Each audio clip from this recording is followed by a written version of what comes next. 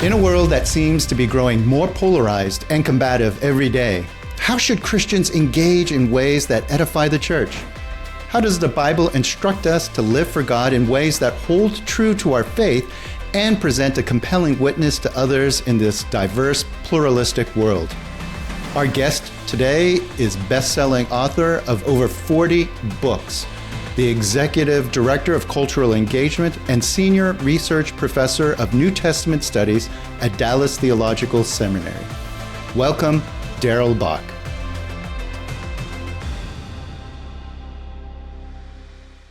So Darrell, give us a little bit of your background. Did you wake up one day and just say, hey, I want to be a biblical scholar? Like, how did this happen in your life?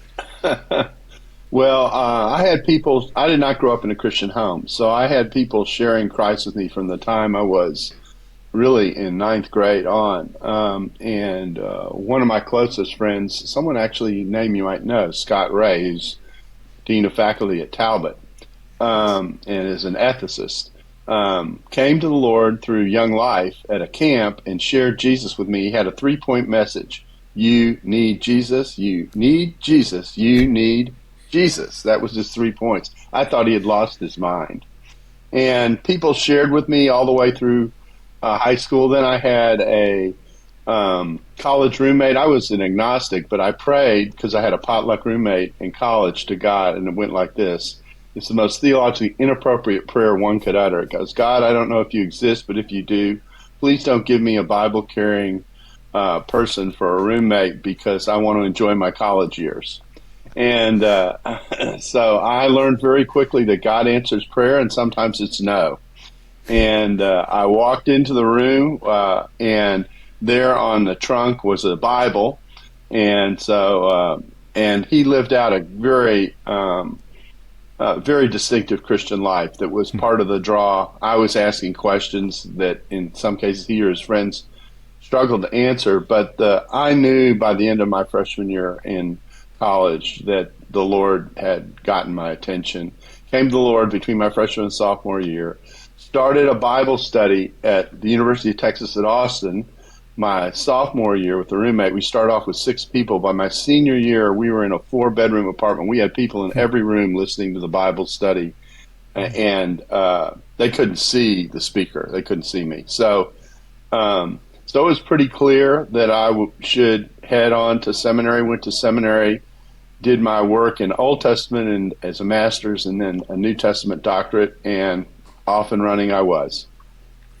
Wow, that's a fascinating journey, and I'm going to pick up on a theme of your coming to faith outside of the Christian tradition, and even having something of a posture of agnosticism and distance. So it must be an unusual thing for you, having come to faith with this kind of really compelling personal witness of a roommate community that draws you, to look around and see some of the divisions that may not be so attractive for the Christian witness. How do you make sense of the difference of what you experience as this compelling witness that brings you into faith in Christ from the distance that you've journeyed to a place of division? How do we get here? Well, to be honest, it bothers me. I really think that when we think about cultural engagement at the individual level, we're thinking about relational engagement. We're actually asking the question, how do I relate to someone who God has called me to care about? And the point that I like to make is people are not the enemy, they're actually the goal. And the Great Commission doesn't say go into the church and make disciples, it says go into the world and make disciples. These are people whose, in one sense, backs are turned to God.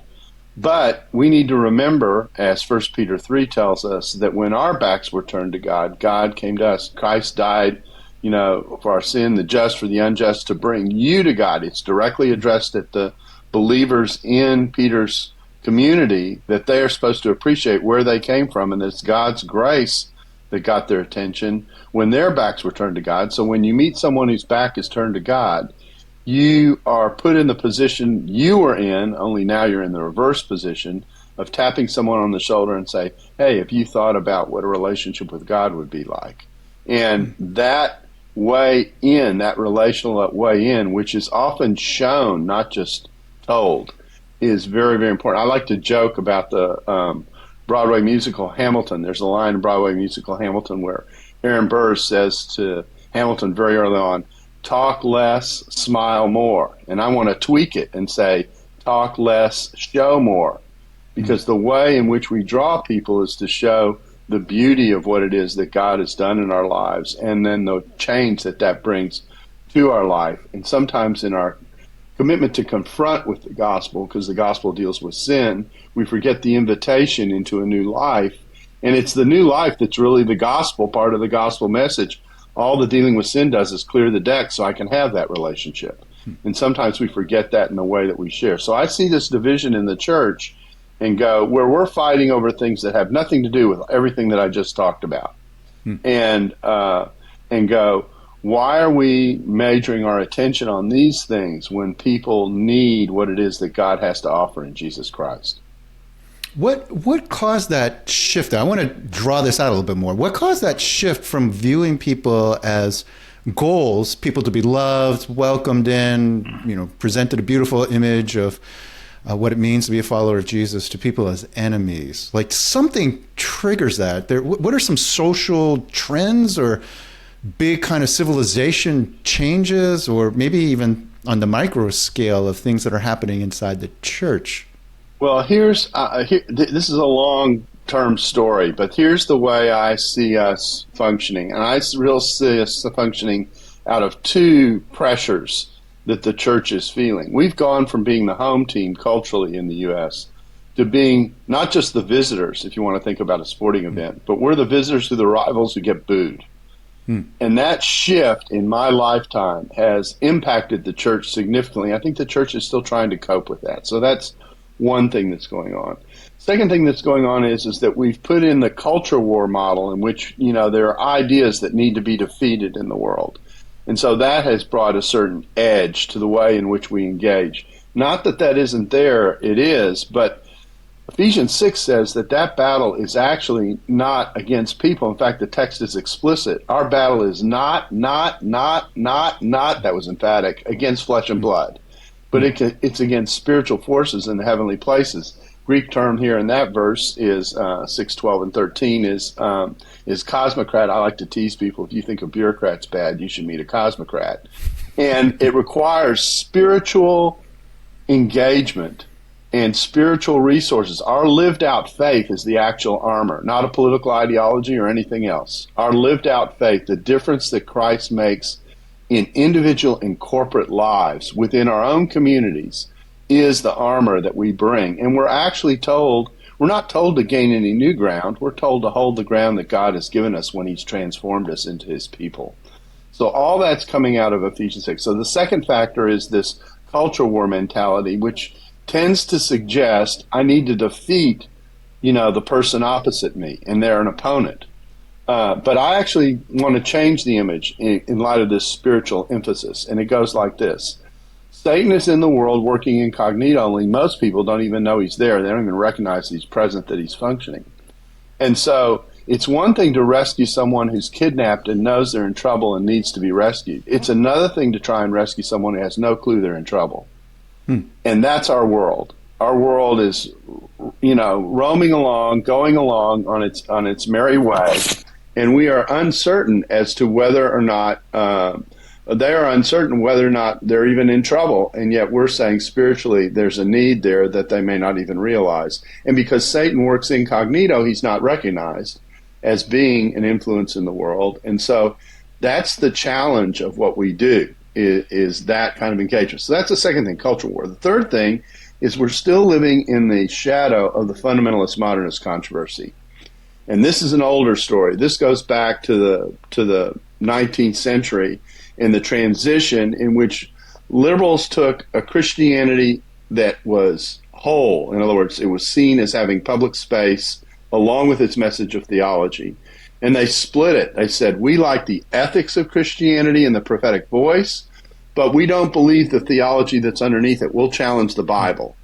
And so they split it apart. Conservatives looked at that and they went, ooh, we like that deal, only we're going to flip it. We're going to defend the Bible. And everything that's going on over here in public space is a reflection of liberalism or however you wanted to label it. It's not legitimately part of what God is doing in the world.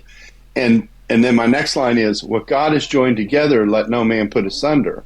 Only the problem is that because of that shadow and the way that's been framed, pulling those two things back together in a way that connects becomes very hard because it's already been labeled as conservative or liberal or however you want to label it to keep the split apart.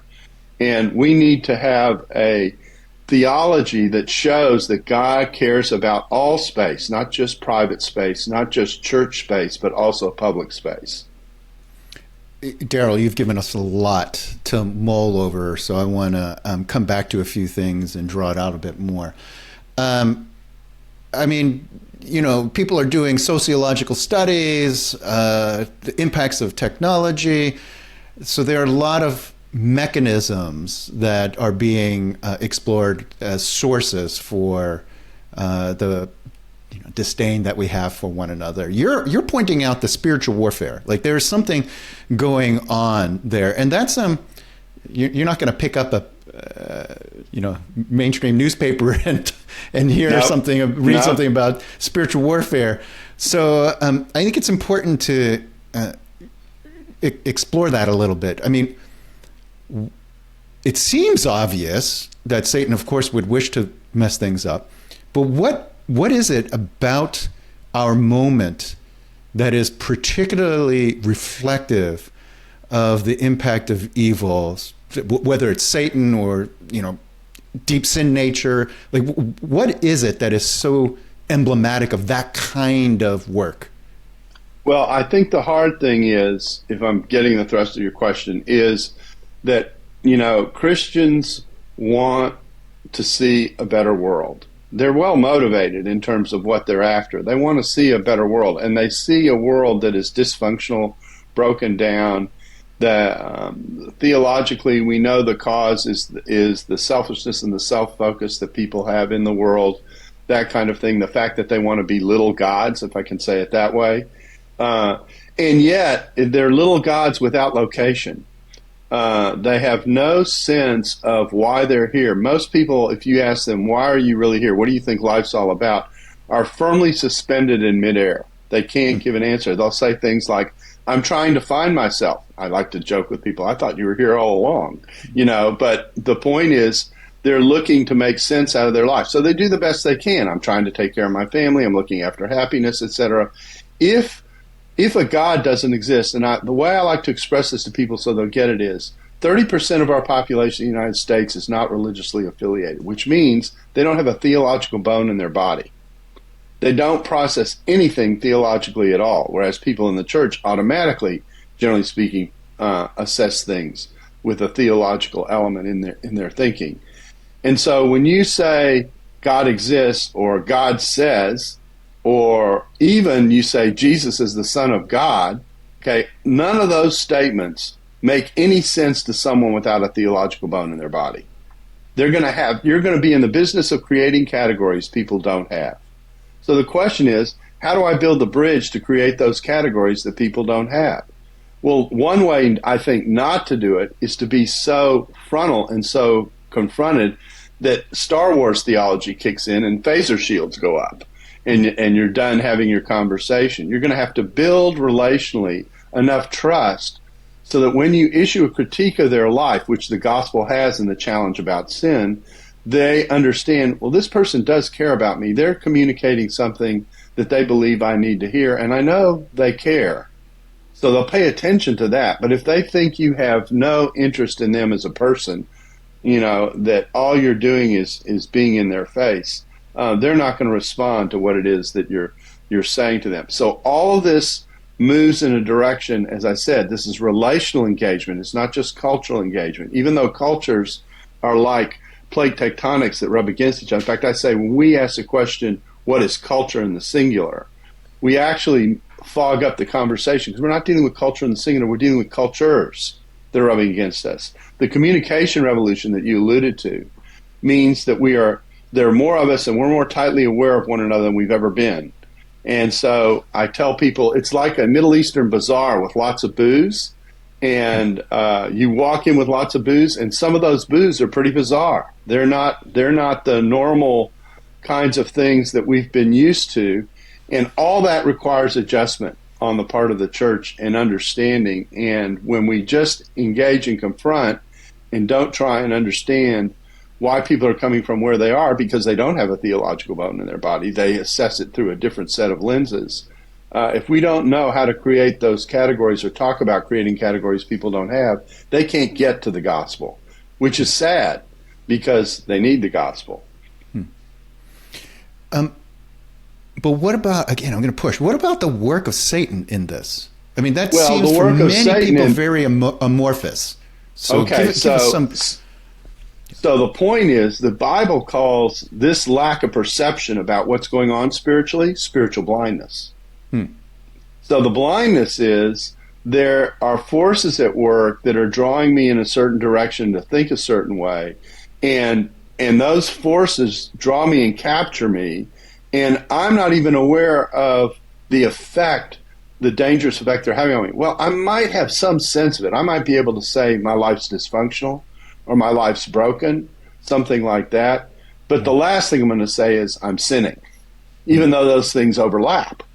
So I sometimes say that one of the things Christians need to do is they need to develop a vocabulary that will translate the foreign language that we speak in. And so when someone struggles, if I say, you're a sinner, they don't hear you're a sinner. They hear you're a sinner. And the phaser shields go up. But if I ask them, is your life broken or is it dysfunctional? I might get a confession. And then not only that, if I follow up and say, are you sometimes the cause of that brokenness and the cause of that dysfunction? I might get a second confession. Now I haven't put something in front of them they haven't acknowledged. They've told me what's dysfunctional in their life, and they've acknowledged it. And now I'm in a different conversation because now I can transition and say, what the Bible often calls that is sin. And they've already set the table for the category that I can then introduce them, and now I'm in a different conversation because they've told me that's where they are. So a good listener in an engagement who recognizes this force of blindness, which means people don't have categories that they need in order to assess what's going on in their life, is part of the way I think Satan works. If Satan can suggest that certain things that are a part of our world are not a part of our world, and certain things that affect me significantly are not a part of our world, he's won. And we want people to see that the way to function in life and be connected in life, the way to have location in life, is to actually be connected to the one who made you, to the Creator God who made you in his image. That's really compelling. I can see what you're describing in terms of culture more broadly and the distance that would exist between those who don't yet have faith in Christ and the good news of Jesus. But this spiritual blindness that you're talking about, the impact of Satan, frankly, it seems to me that there's a lot going on inside the church with people who seem to be not aware of the impacts of their own lives or the blindness of the impacts of how they're pursuing things. Is that also a product of the work of Satan? Like, what does spiritual blindness mean for the church? Well, spiritual blindness means actually a lack of maturity and a lack of pursuit of discipleship. It means, unfortunately, we don't go from justification to glorification. We don't skip the step in between, which is, here's another foreign word to a lot of people, sanctification, the idea of God setting us apart to be more like him all the time.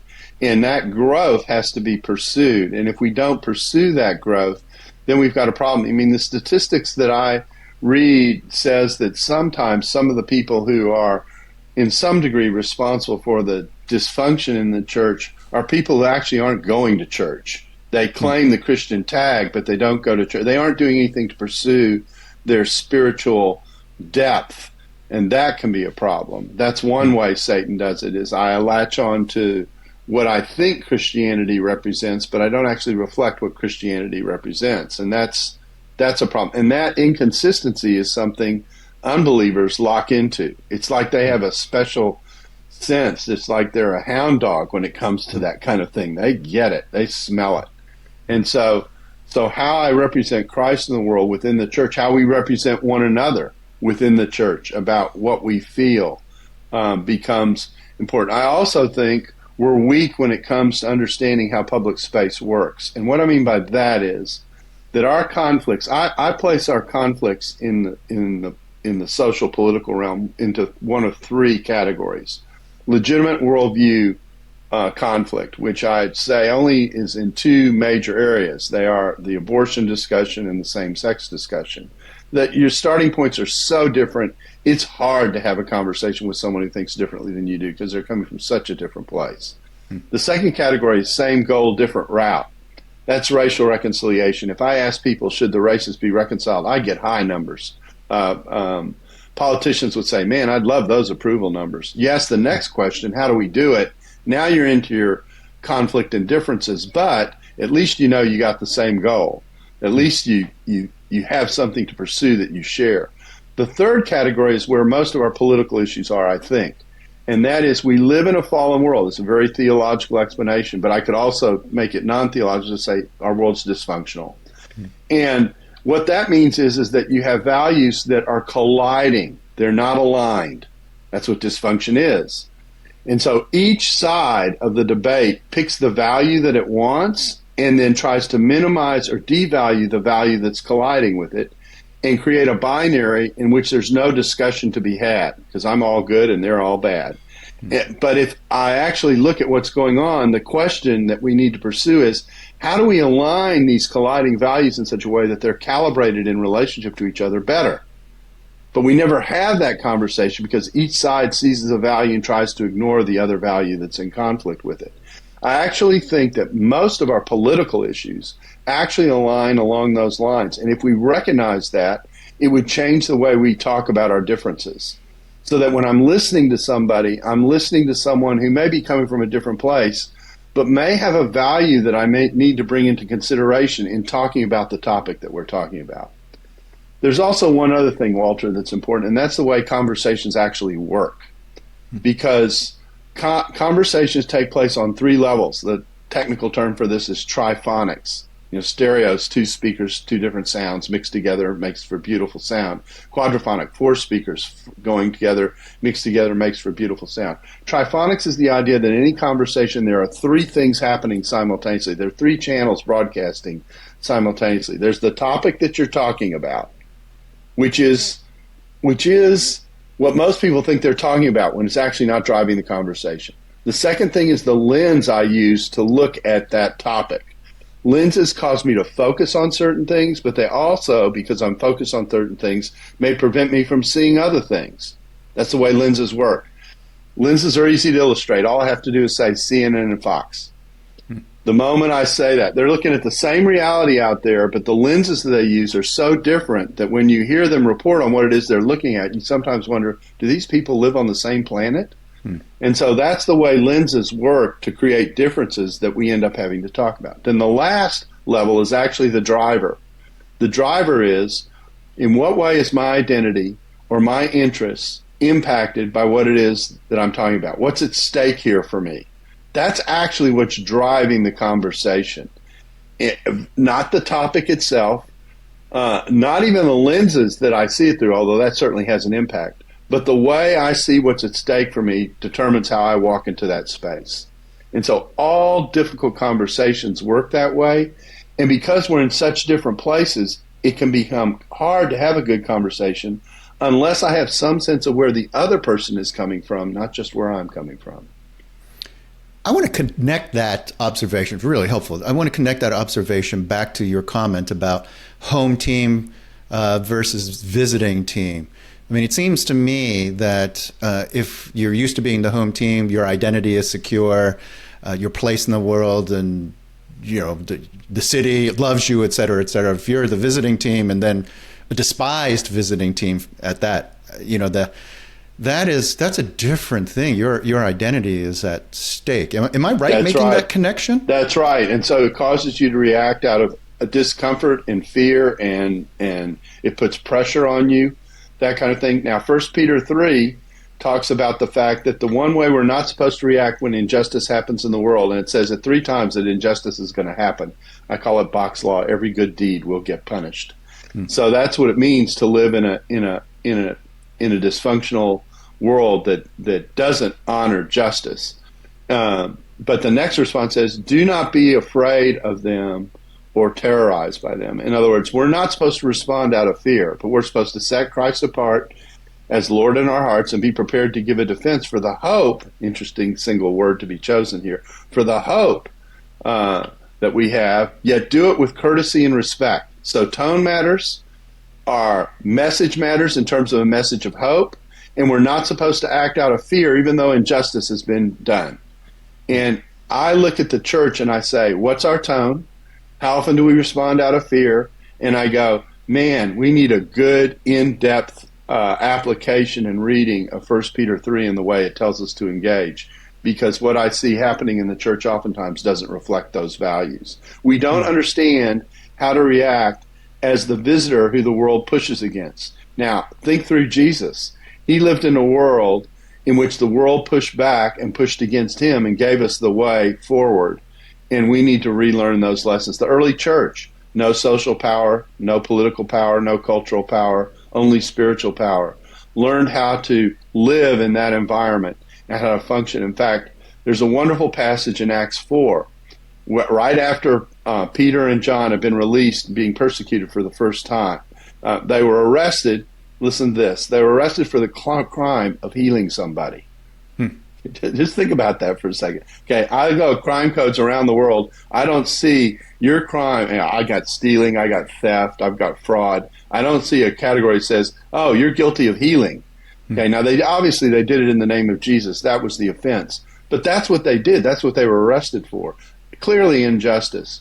The church prays in chapter 4 for 2 things: to boldly speak Jesus, and that God would continue to perform and work in the midst of the people pushing back against them, work miracles. But the point underneath that is, God, show that you care for these people by the way we minister in that context. Those are the 2 things that they pray for. They do not pray for the persecution to go away, and they don't pray to nuke the enemy. So I think there's a terrific spiritual lesson in how the church is supposed to function in an unjust world by that very prayer in Acts 4. It seems like if we were to apply that, we would be in a very different situation, or at least the witness of the church would be in a very different place. I think that's absolutely true, and that's why I talk about this so much whenever I'm speaking and traveling, because I really do think there's a note, there's a tone, there's an emphasis about hope and courtesy and respect that's supposed to be central to our engagement, that I think we are missing as we confront the challenge part of the gospel. We're so focused on the challenge part of the gospel that we miss the invitation into the new life and where the new life is supposed to take us, because the new life is supposed to take us back to the way we were originally made. So I hear folks say the stakes are so high. Darrell, I get it. You know, we need to have this kind of winsome witness, engaging, invitational, courageous, no fear. And yet, isn't there a place for righteous indignation when we see injustice? How do you work that part of the equation? So the answer to that question is yes. You do want to challenge. I don't want anyone to hear me say, you don't challenge people with the Christian way of seeing the world. That's not what I'm saying. In fact, what I'm talking about is a civility that shares its convictions, but does so in a civil kind of way. Still challenges, still's direct, says it, but also recognize they're saying it in the world. The world's going to push back. I may lose that argument as I advocate for that because it is the world. It's what happened to Jesus. He ended up in a cross. And yet God still cares about us, even though we're fallen, even though we're depraved, even though we're broken, we're dysfunctional. God still cares enough to send his son to die for us. God so loved the world that he gave his only begotten son. In fact, I like to shorten that verse and say, God so loved the world that he gave, and just leave it there.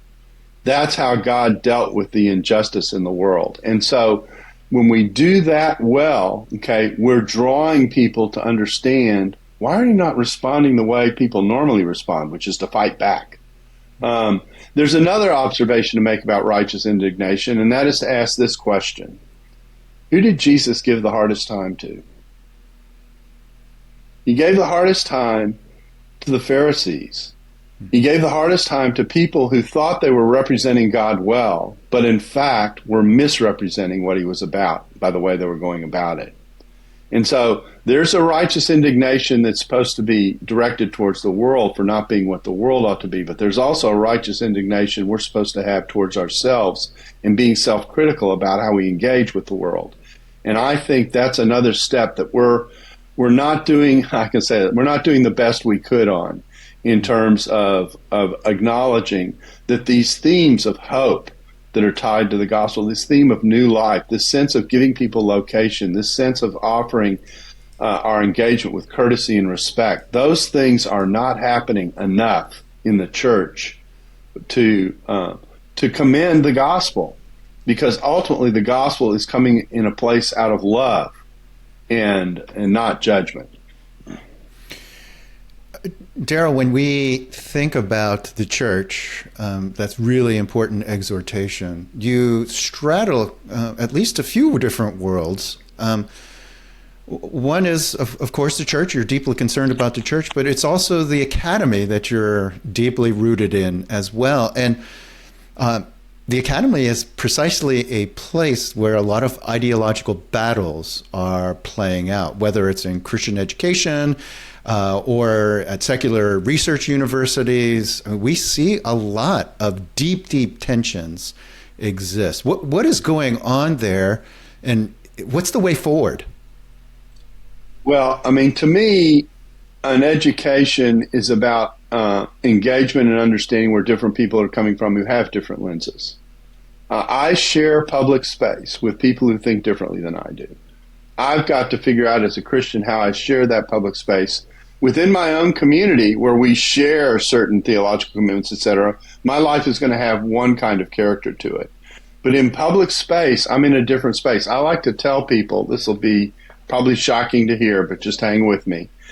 When it comes to public space, your religion means nothing in the United States. And what I mean by that is, whether you're agnostic, an atheist, a Unitarian, a Muslim, a Presbyterian, a Baptist, I don't know what I am. No matter what you are, we all have the same rights. We all sit at the same table with the same basis for being there. And I think that helps us understand what shared space is all about. I'm inviting people, when I'm offering the gospel, I'm inviting people into a distinct space from public space in some ways. The church exists in the midst of the world. It is not the world. And our assignment is not to make the world into the church. Our assignment is to invite people into the church and then have that impact the world. And sometimes I think we engage with the world in such a way that we almost do away with the need for having the church, which, of course, is poor theology, because God has invested everything of who he is and what he's doing in the world in the people of God who he forms into this community that's called the church. So we need the church to be the church in the midst of the world, and to understand that to be the church in the midst of the world, when you're in that space, your religion means everything. But when you're in public space, your religion doesn't mean very much at all, and you need to recognize, I have to share space and negotiate with people who don't have a theological bone in their body. How can I possibly do that in ways that will help all of us? How can I look for things like the common good and make appeals in that kind of a direction where possible? Or do I turn everything into a strict conflict? And if I turn everything into a strict conflict, we're getting what we pay for. You get gridlock. We've covered a lot of terrain here. I want to invite you to perhaps summarize some of our thoughts into a theology of engagement. What would a theology of engagement look like as we grasp the far-ranging discussion that we've had? It's heavily relational. I have to think about creating categories that people don't have as I interact with them. I've got to live in such a way that perhaps I'm talking less and showing more. I am living out a life that draws attention to the distinctive way that I live without being in someone's face, but just living out normally the way that I live, making a different set of decisions for a different set of reasons. In public space, I'm making the case for the way we can best get along. I recognize that sometimes I'm going to lose those arguments. How I lose is as important as if I win. I need to be winsome. I need to make sure that at the top of what is communicated by me is a note of hope. The idea of being connected to the Creator God, a new kind of life, a life that makes sense, a life that gives location. You know, we haven't even talked about Genesis 1 very much, but Genesis 1 is important. It's probably the key summary to this idea, and it goes like this. We were created to be hummers, to make the creation hum, to make it functional. We were to collaborate with one another in such a way that that was to take place. And so I like to use the picture of the creation wasn't promoted from good to very good until man and woman were created in the image of God, until the woman came along, if I can say it that way. Then it went from good to very good. And the way that worked is God brought all the creation in front of Adam and said, is this the compliment to you? And he went, no, no, no, no, no, no, no. And then God brought the woman in front of the man and he went, whoa, man. Okay. And they were supposed to collaborate together. We've turned that collaborative relationship that's supposed to make the creation hum as we steward the creation well into a competition. We've turned it into tribalism. And the gospel is ultimately challenging the tribalism of the world. So we need to work to communicate a message that says God can take people of different backgrounds and make them family. That actually is the story of the gospel. Jew and Gentile who did not get along made family. And then the question becomes this. If God has adopted us in the church with our varied backgrounds, because every tribe and every nation is going to praise him in heaven, then have we adopted one another? And how do we pursue that adoption and that understanding of one another? And we need Christ and what he offers and the new life that he offers that turns the focus from myself to others in order to make that happen. It turns my focus from myself to God in a triangle. It's me, God, and others. That's what the Great Commandment's all about. And that is relational engagement. And if we were to return to that emphasis with a concern for where other people are coming from and why, I think we would do a better job of engaging as the church with the world that needs everything the gospel has to offer. Wow, Darrell, that is a very compelling vision for the work of the church. What gives you hope that that actually can happen in our lifetime?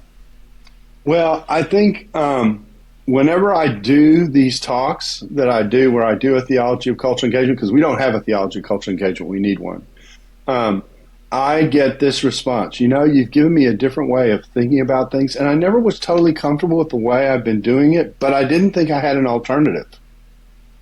And people see, this is an alternative. This is an alternative way to think. Now, I'll be honest, it takes some time for this to bake in, because our instincts take us elsewhere. But if we will do it, if we will head in this kind of a direction, if we will give ourselves to the task of understanding where someone else is coming from and why, and then how the gospel speaks into that, by being sensitive to how we create categories that hopefully they can grasp and move into a relationship with God with, we will help the church be the church, and we will help in the process people around us to gain a relationship with God they so desperately need. Darrell, thank you so much for this conversation. You have given me a great amount of encouragement.